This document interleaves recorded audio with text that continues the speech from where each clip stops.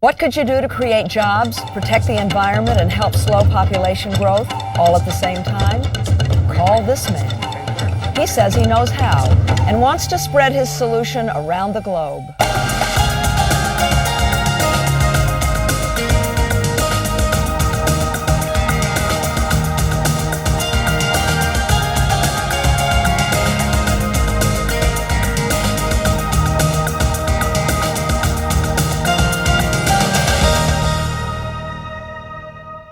Hi, I'm Jane Fonda.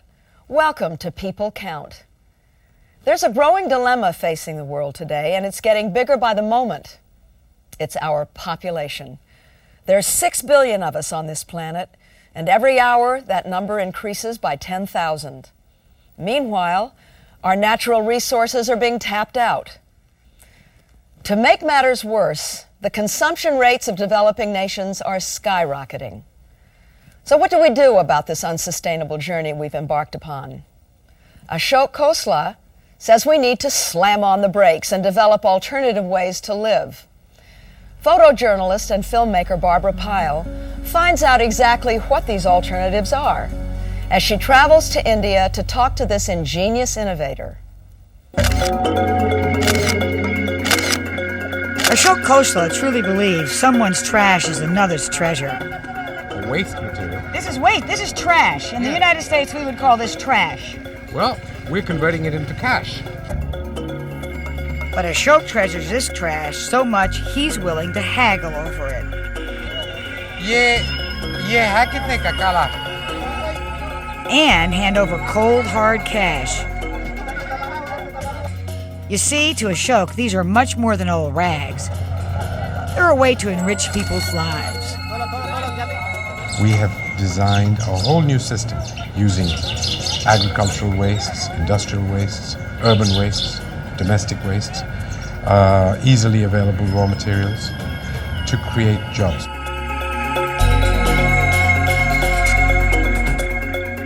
So how is waste transformed into jobs? A question perhaps best left for a rocket scientist to figure out. It just so happens Ashok is a rocket scientist, sort of. He is a Harvard-educated nuclear physicist. Although he could have been part of the widely practiced brain drain, he decided to bring his expertise back home.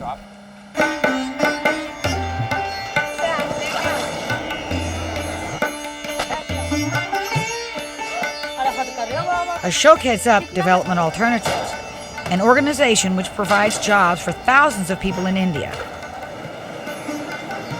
His method is simple. We want to buy rags because they form the basis of making handmade paper. Paper needs cellulosic material, which is fibers. And rags are the best source of cotton fiber.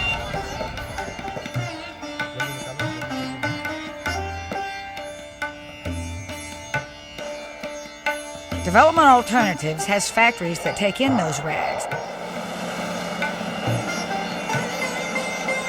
and turn out stationery, decorative bags, and books. Like most businessmen, the bottom line is Ashok's main concern. But he also sees the factory jobs as a way to reweave the social fabric of India, creating communities that are capable of sustaining themselves well into the future. What we're all about is how to get sustainable development. So what is the first step towards that? What are the kinds of things you've got to do in order for people to take charge of their own lives? Create more work, more meaningful work, more remunerative work, more well-paid work, more work that does not destroy the resource base for people around the world. Things are not the same today as they were 1,000 years ago. The massive destruction of our resources, the population growth. Jobs are a crucial way for families to make decisions about having a small number of children. Improve people's lives today without jeopardizing the future. A tall order, but Ashok insists it's doable and took me to one of the many places he's doing it. Development Alternatives paper-making factory in New Delhi. Well, this is where it all starts, Barbara. We bring in the rag from the stuff we bought from the market, bring it in here for the chopping. Once it's chopped, it's put in the beater, and it starts its way towards becoming paper. Okay, so what's going on here? Well, this is where the lifting takes place. This is where the paper is actually made. From the beater, we bring the pulp into here, and then she transfers a certain fixed amount, an exact measured amount, into the vat. They can use this in a very special way with a good configuration in such a way that it sucks out All the water? the pulp in a uniform way and gives you a very uniform piece of paper. So let's see And that's what she's done. She has just raised it, and there you have a From pulp to paper. pulp paper. Now, she is going to transfer it to the other lady. This process will lead to that paper being transferred onto a pile of many similar papers, which are moved over subsequently into a press to squeeze the water out. Then it's dried. This is one of the final stages. It is being cleaned up for any little marks that are not needed, and then it will go into the final stage of being pressed. It's easy to learn. I wondered just how easy, so Ashok assigned me to the paper lifting machine beside a friendly young woman named Sunita. It's my big moment. You stir it, now you lift it out and drop a little bit Okay. and put it right in here. That's right. Now you stir it with your hands. Stir it into there. ये नीचे है ना? अब वो करना है? नहीं, उनका दिखाओ क्या पैर कहाँ लगाना है? उनको करने देना. पीछे हो जा. ये करना है ना? Now you put your making mud pies. I like it. now you put your foot on here, On where? here, and lift it. That's right. Very good. You've got yourself a piece of paper. I can see this technology is easily transferable if I can learn it my first time out. Now, ab nikalo. Now she's going to take it out. Now you have to hand it over to her. That's it. ये आप ले लीजिए उधर. You hold this. You hold this while she puts the new one on. That's it. And she's ready for couching another it. one. She's couching it over there.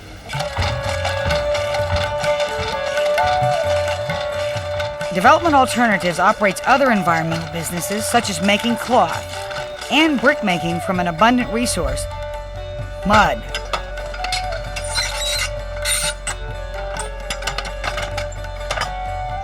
This is an amazing machine which compresses mud into a brick. It is a high-tech machine designed by us to create very high compression manually, no hydraulics, and create a brick which needs no firing, which requires no additives, and is ready for use. Development Alternatives headquarters was literally built from the ground up with these bricks. Ashok uses it to demonstrate the quality and durability of the products that define his business and employees. Development Alternatives employs hundreds of men, but Ashok says it's the women employees like Sunita who benefit most from their jobs.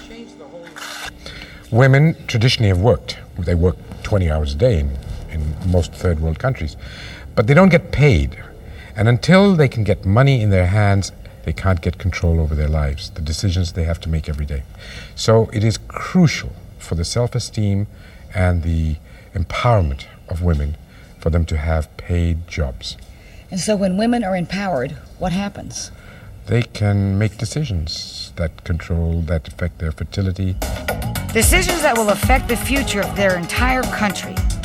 India is the second most populated nation in the world, a population that passed 1 billion in 1999. Nearly a quarter of that billion is adolescent, young people who have their entire childbearing years ahead of them. Worldwide, 1 in every 6 people is a teenager. This so-called youthquake has the potential to shake things up. The decisions these young people make on family size could either slow down population growth or make it soar even higher. Ashok is convinced providing young women with job opportunities will have a dramatic impact on their childbearing decisions. seems to me that it's fairly logical that if women are going to be sitting at home trying to find meaning in life without any outside interest, it's automatically going to lead to having children. That's one way of fulfillment that is common in many parts of the world. If they have jobs, they have the opportunities through their income and through the fact that they are able to make new relationships at work to find other ways of fulfillment. Getting a sense of fulfillment from their jobs is one reason women are having fewer children. Getting across the poverty line is another. When women have financial security, having large families isn't a matter of survival, as it often is with poor women.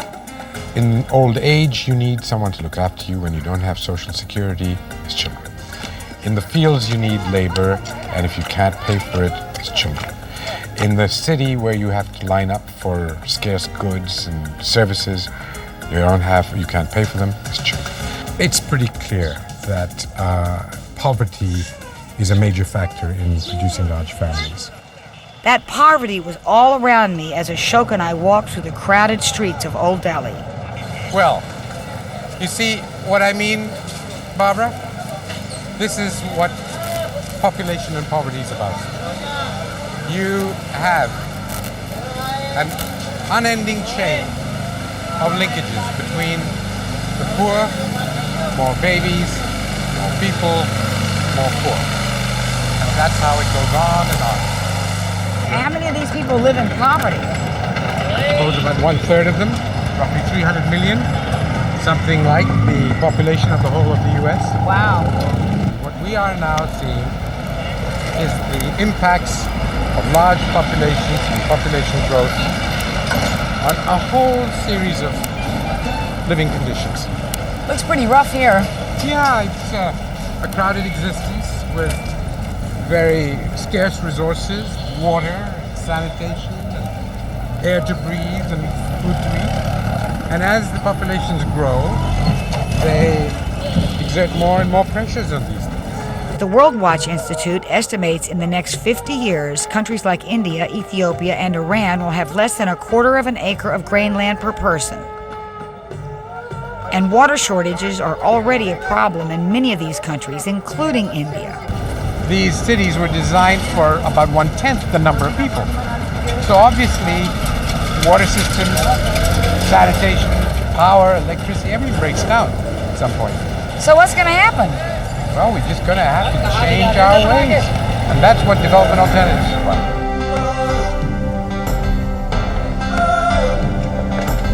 If you do not have development, then you lead to conditions in which people have more babies. We're trying to get people to see that there are other ways to get satisfaction than having babies.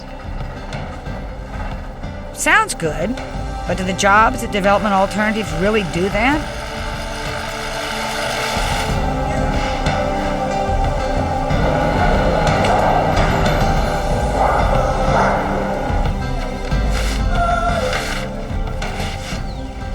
What have you found out about the women in your factory and their decisions about family size? Well, it's become clear, watching them over the last 3 or 4 years, that now that they have these opportunities, they are certainly not going to go back to having large numbers of babies, which I think is a major breakthrough in their thinking. Access to family planning services is also needed to enable women to space or limit their pregnancies. I visited my friend from the paper factory, Sunita, to find out what childbearing decisions she's made since she started working at the factory.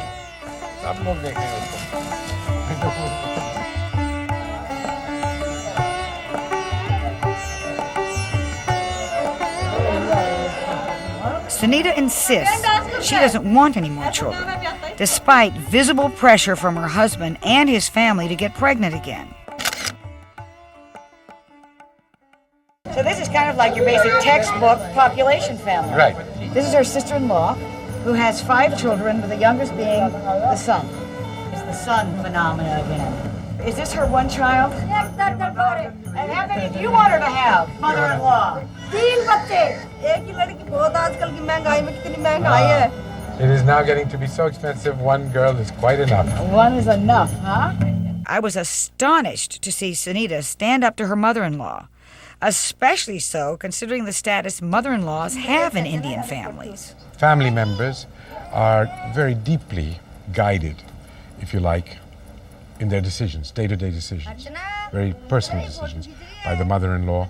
And their husbands, who often insist their wives have many children, oftentimes just to have a son. Like other countries in the developing world, in India there's a strong preference for sons. Besides determining how many children their wives will have, many men in India make all the other family decisions and get upset as their wives become more assertive. The staff of Development Alternatives reviews ways to overcome this way of thinking during their meetings. A lot of men are quite disgruntled because their stature in the house is reduced. They got a person who talks back to them, who tells them what should be done, and not very conducive to a happy marital life. This is the price I suppose one has to pay. Any other suggestions on how to make the negative impacts less, to minimize these social problems that Air Marshal has talked about? Basically, education. Education. An education that shows the men the advantages of having fewer children. For men, it is to see that having smaller families and smaller number of children gives them a better opportunity for bringing them up to be able to still live in a world which is changing very rapidly.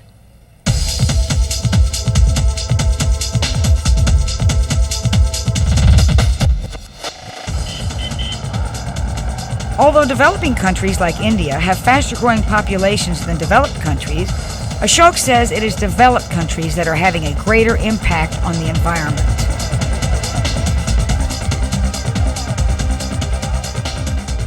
Many people think that the population problem is a problem of the poor countries, and certainly is clearly in those countries. But the biggest problem of population, believe it or not, is in the north, in the US, in Europe, in Japan, where although you don't have that many babies every year, each baby is consuming so much more of the Earth's resources that actually the impact on the environment is several times as much of the population growth in the south. So what can a normal viewer do about this? Well, I think consumption patterns are within the control of each individual. So a normal viewer can certainly look at every single item of energy or material that he or she consumes and try to find ways to conserve it.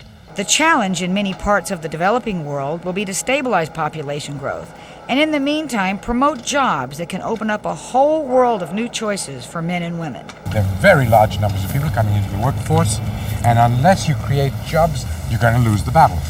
Every human being is entitled to a job, jobs that give meaning to people's lives, jobs that create income for them, with which they can improve their choices in life, jobs that don't destroy the resource base, the environment.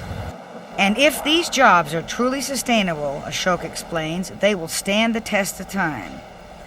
Ashok keeps a close eye on Development Alternatives' efforts so he can measure progress. We must go out there and understand what the situation is now so that we can compare it after 5 years and see whether the kind of work we're doing has an impact. I was curious to see the impact and promised to visit again. 5 years later, I kept that promise and returned. Besides rediscovering Ashok's enthusiasm for his work, I revisited his paper factory. While his paper-making technology continues to evolve, what's really changing is the product line. This, Barbara, is one of the more interesting things we've been working on. What was just a prototype 5 years ago is now filtering into the global marketplace. This oil filter is made almost entirely from paper, making it inexpensive and more environmentally friendly than traditional oil filters, which have a tin casing. So this one's actually as strong as this one. Already it's being used in Mercedes and Toyota vehicles. We've developed it through our own research together with a multinational filter company called Purelator. Ashok's favorite feature isn't the actual product, but the way it links these workers to the world. The intriguing part of this is that these village women are actually making products that are going into the global economy all over the world. While these women are building a niche in the global market, these men are building bricks for local markets. But like all development alternative products, these bricks are far from ordinary. How are these bricks different? Well, these are called interlocking bricks. They are very unusual in that they've been designed in such a way you can just stack them up like a Lego set. They don't even need mortar. You can just stack them up and you get a wall. Walls aren't the only thing going up around here. Roofs are being raised as well. What's going on here? Well, this is the microconcrete roofing tile. We've designed a new workstation which actually doubles the productivity. We've sold more than 200 of these. It is now doubling every couple of months. A large number of inquiries are coming in every day because this is a truly remarkable roof. It's a roof that is made in an industry locally with local materials, but the cost of the roof is less than the cost of thatch. Plus, it's stronger, despite the fact that these tiles don't need to be fired. They are simply sun-dried. Ashok's lab analyzes soil samples from all over the country to see what areas have soil suitable for this technology.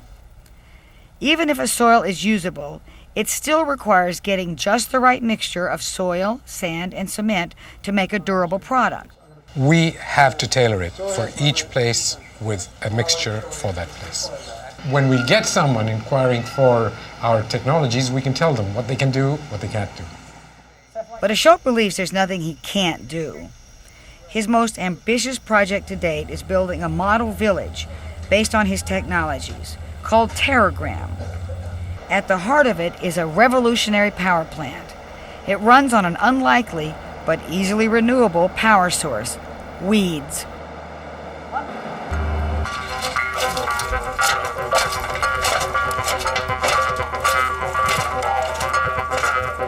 We cut it, we dry it, we feed it into our power station, and it provides electricity for thousands of homes in the village. The weed grows back with a vengeance. The more it's cut, the more it grows. While this technology provides inexpensive power for the village, the next critical step was water. This creek used to be dry 10 months out of the year.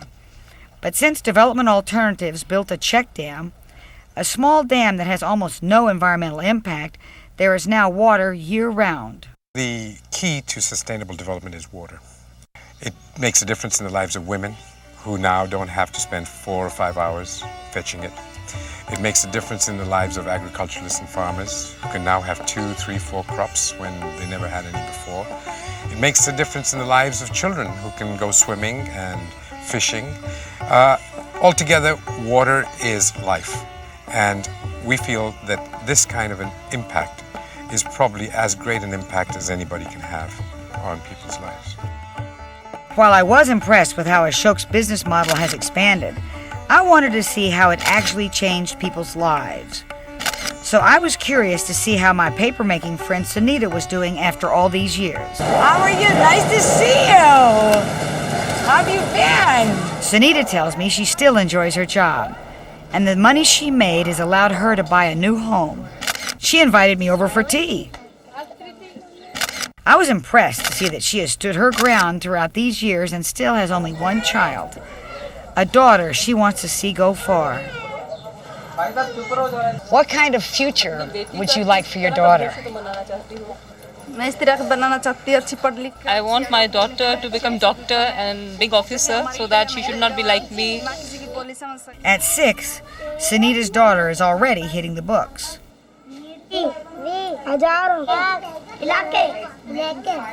While most of the other women in Sunita's family have 5 or 6 children, Sunita is still happy with just one, for now. In the future, she thinks she might like to have a second child, since her job at Development Alternatives would allow her to afford it.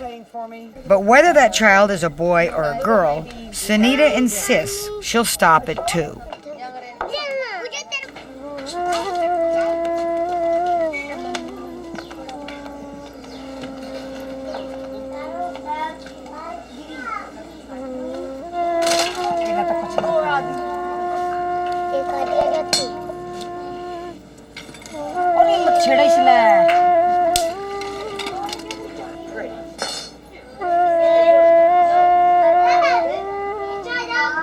Ashok says other women in development alternatives are also choosing on their own to limit their family size. One of them is Muni. She weaves mats and hammocks at the Terragram Model Village. It's her first job and provides her with good income. But perhaps, more importantly, it's providing her with confidence. Confidence to make her own decisions. I don't want any more children. I have 2 now and want to raise them in a better way. Mooney is keeping her family small with the help of a local family planning clinic. Mooney is fortunate to live near a family planning clinic. Studies show that half of all married women in the world of childbearing age do not have access to modern contraceptives. For Mooney and Sunita, smaller families mean greater opportunities.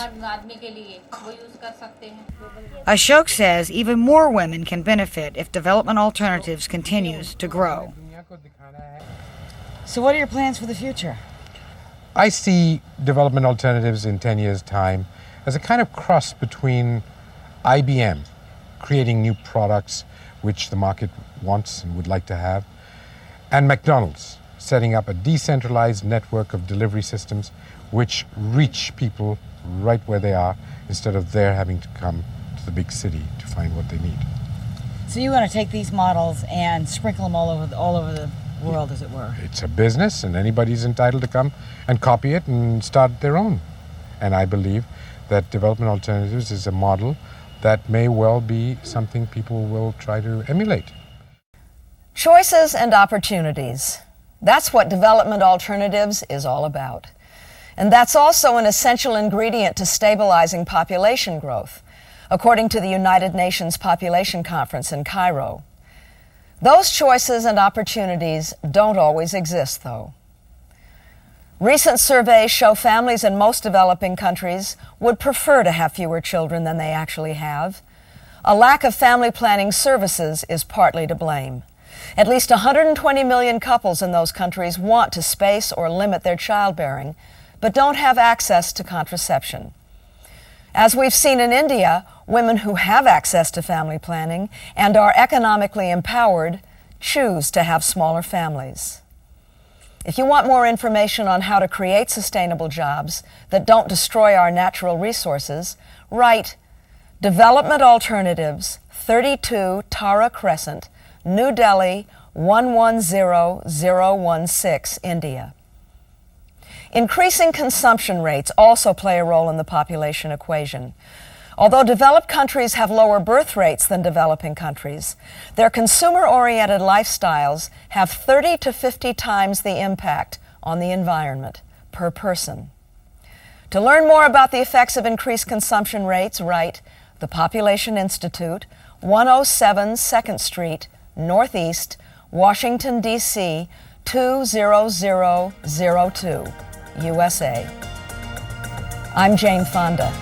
Thanks for joining us on our worldwide journey, showing once again that the actions of all people count.